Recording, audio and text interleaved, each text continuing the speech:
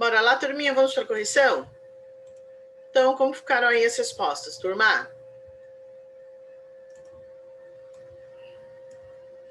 Por que os povos africanos foram escravizados, turma? Para trabalhar nas atividades econômicas da colônia portuguesa. Se você acertou, coloca certinho. Se você errou, pausa o vídeo, corrige e depois volta aqui conosco. E no 4, vocês teriam que fazer o desenho, né, turma? Então, vocês poderiam fazer um desenho de um navio com os africanos chegando, né? Ou desenho, de repente, dos portos, né? Chegando aos portos aqui no Brasil debilitados. Eu não sei exatamente como você desenhou aí no 4. O desenho ele é pessoal, tudo bem? Então, se você fez, coloque certinho aí. Vamos para a próxima página? Precisar, pausa o vídeo, tá, turma? Por que é importante preservarmos o sítio arqueológico do Cais de Valongo? Turma, o Cais de Valongo ele representa a história do povo africano no Brasil e de sua escravização. Então, podemos dizer que é um relato vivo, né? Tá ali, mostrando o que aconteceu, como que foi, que aquela história não se repita novamente, não é verdade? Tudo bem, turma? Ok. E aí, a linha do tempo, como que ficou na primeira imagem aí embaixo? Se você acertou, coloque certinho. Se você errou, corrige aí os 5, tá? Como vocês completaram essa linha do tempo? Turma, a primeira imagem, 1835. A segunda, 1865. E a terceira, 2020, que é uma imagem atual. Tudo bem? Claro, turma, você não precisa... De repente, aí a data que aparecer para você, ela é uma data exata, tá? É realmente essas datas aí, elas são as datas exatas, mas que vocês tenham aí colocado pelo menos datas aproximadas, tá bom? Da primeira imagem aí, né? Uma data aproximada aí de 1830, 1820, você colocou? Ok, se você se aproximou aí dessa data, tá certo. E no segundo, se você se aproximou também, coloque certinho, tudo bem? Vamos lá? Próximo. Como ficou aí o 2, turma? Então, o que a gente pode perceber de mudanças e permanências nessas 3 imagens aí? E aí, o que vocês acham? Bom, turma, permanência, alguns edifícios, como a igreja. Então, a gente pode ver que a igreja ela ainda está lá, ó. Até hoje, está lá na rua 1º de março, no Rio de Janeiro. É a mesma, né? Claro, eu não sei confirmar para vocês se ela sofreu alguma restauração, mas a gente percebe que a igreja está ali ainda. Tudo bem? E mudança, turma. Novos edifícios, a rua foi aberta para circulação de carros e mudou de nome, né?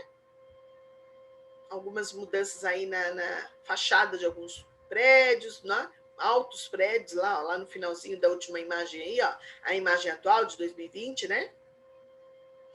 Então, seriam essas as mudanças. Beleza, turminha? Vamos, então, dar uma continuidade aí agora no texto. Franceses e holandeses na colônia portuguesa. O território brasileiro, no início do período da colonização, também foi desejado por franceses e holandeses, que procuraram dominar áreas do Brasil para poderem migrar para cá. Os franceses tentaram invadir o Brasil ao ocupar a Baía de Guanabara, na cidade do Rio de Janeiro, em 1555. Para conter a tentativa de domínio francês, os portugueses fundaram, em 1565, a cidade de São Sebastião do Rio de Janeiro. Construíram casas, igrejas e edifícios para administrar o povoado. Os franceses, então, tentaram encontrar outras regiões do território brasileiro que pudessem colonizar.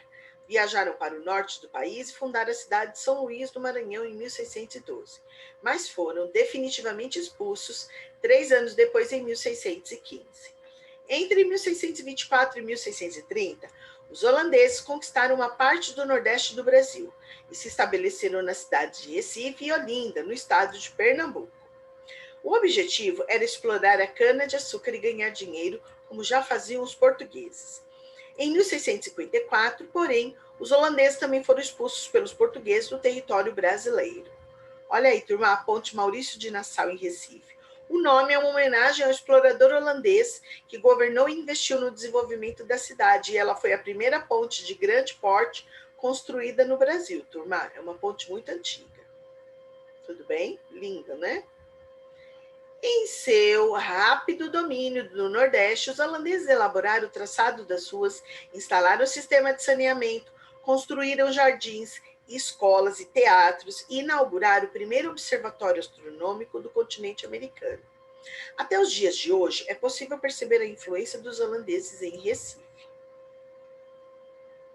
Vamos agora ler aí, ó, a influência da migração na sociedade brasileira. Deixa eu só abrir aqui meu livro, turma, para eu acompanhar com vocês aí.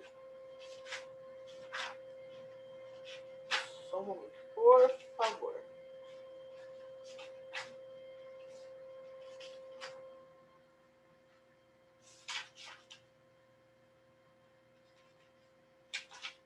Ok, vamos lá, continuando, tá? Influência da migração na sociedade brasileira. Como vimos, a sociedade brasileira é resultado de muitas influências dos povos que vieram para o Brasil em diferentes épocas. Assim, apesar do idioma oficial nosso ser o português, ele é diferente do português falado em Portugal. Isso porque a nossa língua sofreu influência de línguas trazidas por outros grupos que migraram para cá. Veja alguns exemplos de palavras que usamos no Brasil e sua correspondência em Portugal. No Brasil, celular, em Portugal, se fala telemóvel. No Brasil, mamadeira, em Portugal, se fala biberão. Biberão. Biberão. Ônibus, em Portugal, autocarro. Então, há uma diferença, né, turma? Agora observe algumas palavras de origens indígena e africana que fazem parte do português falado no Brasil. Origem indígena, abacaxi, paraná, açaí, pipoca, capim, tamanduá, carioca. Tudo palavra que a gente tem na nossa língua portuguesa, mas a origem dela é indígena. E africana, acarajé, moleque, angu, quiabo, canjica, samba, giló. Todas palavras de origem africana que fazem parte do nosso vocabulário também. Algumas palavras que fazem parte do nosso vocabulário são originárias de outros povos. Por exemplo, origami, de origem japonesa. Alarme, de origem italiana. Boné, de origem francesa. E muitas outras que usamos no nosso dia a dia. Bem interessante, né, turma? Bem legal essa curiosidade. Origami é aquela arte japonesa de dobrar papel e criar figuras, tá bom? Muitos povos, várias culturas. O Brasil é um país multicultural.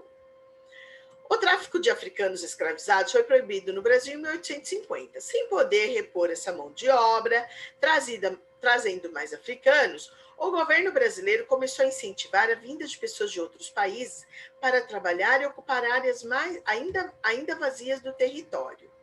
A entrada de imigrantes se intensificou após a assinatura da Lei Áurea em 1888, que acabou com a escravidão no Brasil.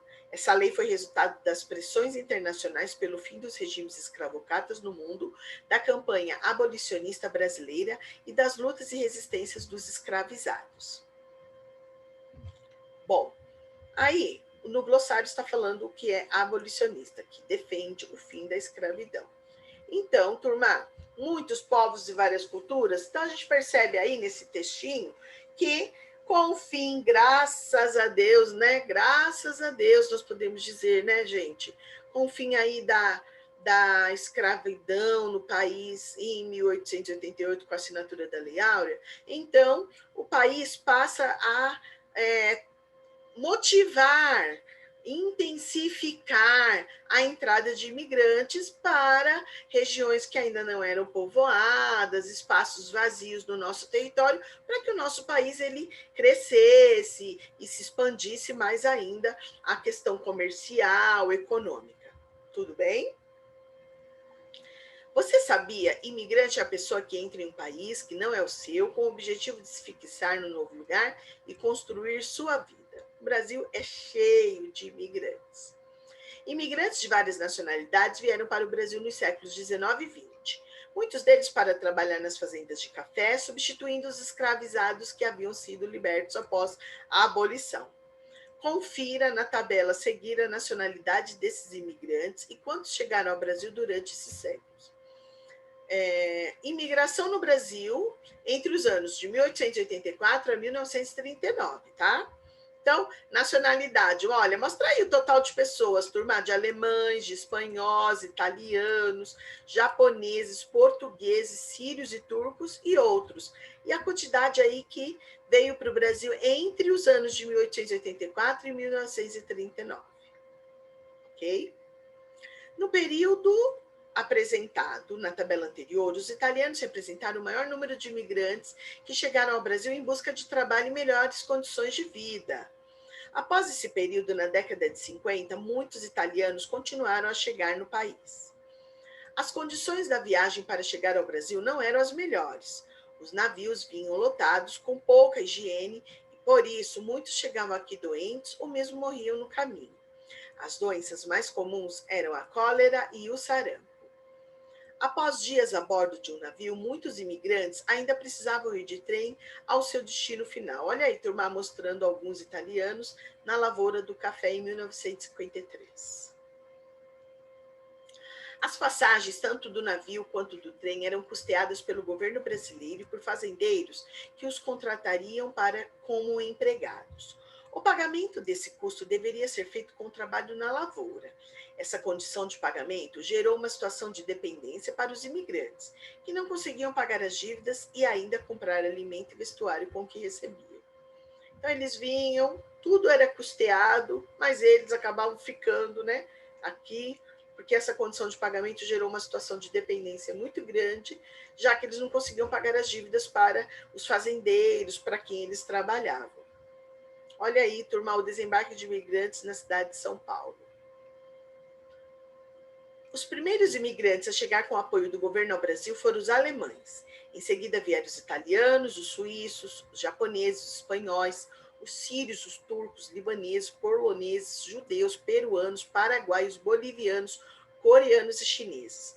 Com seus conhecimentos e tradições, todos eles contribuíram para a formação do povo brasileiro e para o enriquecimento da cultura do nosso país. Então, nós tivemos aí, turma, claro, nós temos que ser muito gratos, não é verdade? Porque são esses imigrantes que vieram e também ajudaram ao desenvolvimento do nosso país, né? Eles têm uma grande importância na nossa sociedade, né? Não só econômica, mas também cultural, né? Nós temos hoje muita parte da cultura deles que está inserida no nosso dia a dia, como nós vimos agora há pouco, a nossa linguagem, por exemplo, né? A nossa culinária, há muita influência desses povos que vieram de outros países para ajudar no crescimento e na formação do povo brasileiro. Tudo bem? Bom, aí, turminha, eu vou deixar para vocês realizarem os exercícios da página 186, tá? Ou eu mostrei aí rapidinho, mas eu tenho que mudar o livro, turma. Só um momento, por favor. Página 186, vocês vão responder aí essas questões, tá bom? Então, vamos lá, deixa eu voltar aí com vocês, turma. Página 186. Por que o governo brasileiro pagava para trazer imigrantes italianos para o Brasil? 2. Descreva as condições da viagem nos navios que traziam os imigrantes para o Brasil. Você vai descrever aí. 3. Complete a frase com o nome de outros navios que traziam estrangeiros para o Brasil em condições precárias. Então, vocês vão responder. 4. Observe os cartazes do final do século XIX, divulgados no exterior pelo governo brasileiro, com o apoio de fazendeiros. Olha aí esses cartazes, turma. Responda, em sua opinião, qual era a intenção dessas propagandas? Claro que alguns cartazes aí, turma, tá numa linguagem bem diferente, né? Mas só de você olhar, a gente percebe que há uma intenção nessas propagandas. Qual? Nessas propagandas aí. Qual seria? O que vocês conseguem observar? Vocês vão responder aí, tudo bem? E aí vamos, então, finalizar aí na 186. Respondam aí a página 186. Daqui a pouquinho nós voltamos para o Cris passar para vocês a lição de casa de hoje. Até já!